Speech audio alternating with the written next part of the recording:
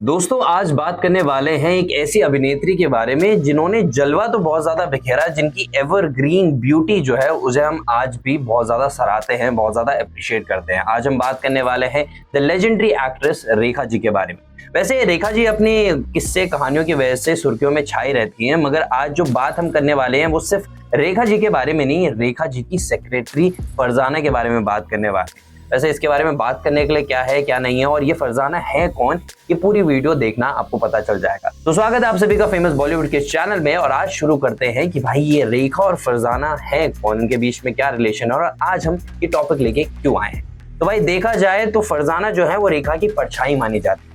कहीं पे भी रेखा जाती हैं तो फरजाना उनके पीछे पीछे जाती हैं। अब आप लोगों का ये सवाल होगा भाई उनकी सेक्रेटरी हैं तो उनके पीछे पीछे जाएंगे, उनको उसी के लिए रखा गया है, मगर पिछले 32 सालों से वो उनके साथ है। अब ऐसा क्या रिलेशन है? बहुत सारे लोगों ने इन पे सवाल भी उठाए कि इन दोनों के बीच में कुछ चल रहा है या फिर ये सिर्फ सेक्रेटरी और बॉस वाला रिश्ता नहीं है, ये कुछ और है। इसके चलते चलते पत्रकार मोहनलाल ने एक बुक भी निकाली थी युरेका, जिसके बारे में उन्होंने बहुत सारे राजों का खुलासा किया था। उन्होंने यहाँ तक भी बात करी थी कि जो फरजाना और रेखा है इनके बीच में एक सेक्सुअल रिलेशनशिप है। जी हाँ, हैरान ना होइए, ये बातें बहुत ज्यादा उड़ी भी थी और इस पे बहुत ज्यादा टिप्पणियां भी कसी गई। उन्होंने ये भी कहा था कि रेखा का जो बेडरूम है वो बहुत ज्यादा गोपनीय है, क्योंकि किसी की भी एंट्री वहां पे बंद है, सिर्फ फरजाना वहां पे जा सकती हैं।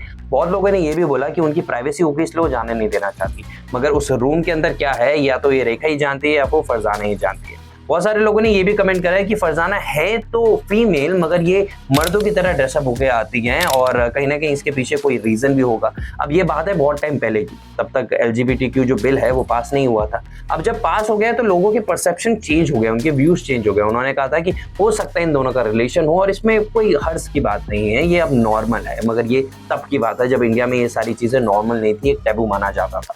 उसके बीच बीच में बहुत सारे लोगों ने एक सवाल भी उठाया, तो रेखा ने इंटरव्यू में बोल दिया है कि आप लोगों को मुझसे दिक्कत क्या है, एक सेक्रेटरी और एक बॉस का रिलेशन जैसा होता है वैसे ही तो है। ऊपर से फरजाना मेरे लिए सिर्फ एक सेक्रेटरी नहीं है, वो मेरी बड़ी बहन जैसी है। वो मेरी छोटी छोटी चीज़ों का ख्याल रखती हैं जो कि मुझे अच्छा लगता है, मैं उनकी छोटी बहन जैसी हूँ। और अगर लोग इसके बारे में टिप्पणियां करते हैं, लोग इसके बारे में पॉइंट आउट करते हैं, तो मुझे उससे कोई एतराज़ नहीं, मगर आप एक हद तक करिए, लिमिट क्रॉस ना करिए इस बारे में। तो उन्होंने इस चीज़ के बारे में भी बोला।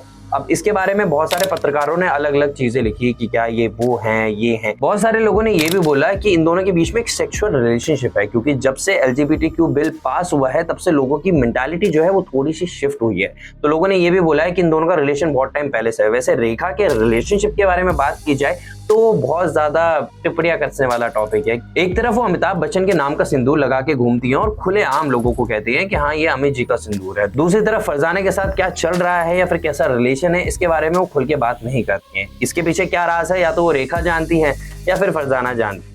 तो यार मेरा आप लोगों से सवाल है कि आपको क्या लगता है इन दोनों का जो रिलेशन है वो किस हिसाब से है? ऐसा नहीं कि मुझे बहुत ज्यादा जरूरत है या फिर मैं बहुत ज्यादा टिप्पणी कर रहा हूँ, मगर ऐसे टॉपिक्स होते हैं जिनके बारे में आप जानना चाहते हैं, आप क्यूरियस हो जाते हैं, तो वैसा एक थोड़ा सा टॉपिक है। तो आप लोग मुझे बताइए आपको क्या लगता है और ऐसी टॉपिक्स मैं लाता रहूंगा। अगर आपको ऐसे टॉपिक्स पसंद आते हो, ऐसे टॉपिक्स जानने में दिलचस्पी हो, इंटरेस्ट आता हो, तो मुझे नीचे कमेंट बॉक्स में लिख के बता देना। तो बस यार इतनी थी वीडियो। अगर वीडियो अच्छी लगी हो तो वीडियो को लाइक करना ना भूलिएगा और हमारे चैनल को सब्सक्राइब करना ना भूलेगा। तो बस मिलते हैं अगली वीडियो में।